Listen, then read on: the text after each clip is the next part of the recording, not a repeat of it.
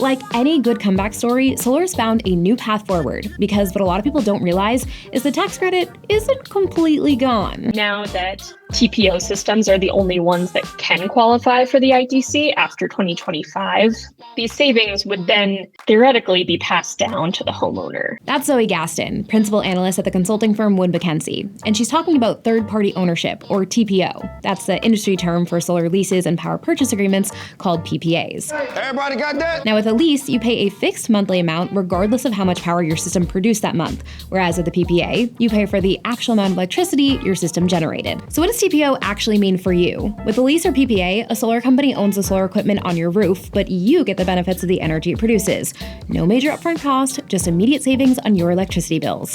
And because they own the system, they can also still claim the federal tax credit and pass those savings on to you through lower monthly payments. But let's talk numbers, because the choice between leasing and buying matters. Say you're looking at a solar panel system that would cost roughly $30,000 if you bought it outright. That's the average price in 2025, according to Energy Sage. Now with a lease or PPA, you won't pay anything upfront, but you might have a monthly bill of about $200, usually starting lower and rising over time with annual increases. Those payments continue through the lease term, usually 20 to 25 years, which adds up to about $60,000 over time, or double what you'd pay to own your system. Now I know, that might not sound worth it, but think about it this way. You'd otherwise pay nearly $87,000 on electric bills, so you're still saving about $27,000 over the course of your lease. Leasing also means no maintenance worries, and you're still using solar power, a win for the environment. Plus, you start saving on day one, while keeping money in your pockets for other investments or needs without tying up $30,000 in your roof. Financial advisor might even say you're better off putting that $30K in the S&P 500 for 25 years. It'd grow to about $200K, assuming an 8% return.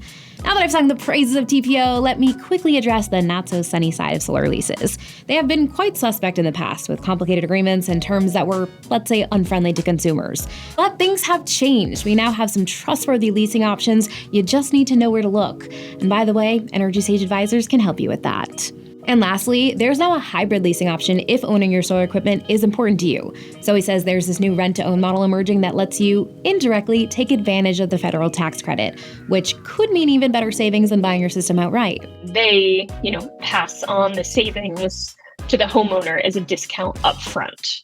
And then the homeowner, after a certain number of years, have the option to purchase the system and own it themselves. It's kind of like leasing a car with the option to buy it later at a fair price. Now, whether you lease or own, you are still saving money. The biggest difference is whether you prefer lower upfront costs or greater long-term savings.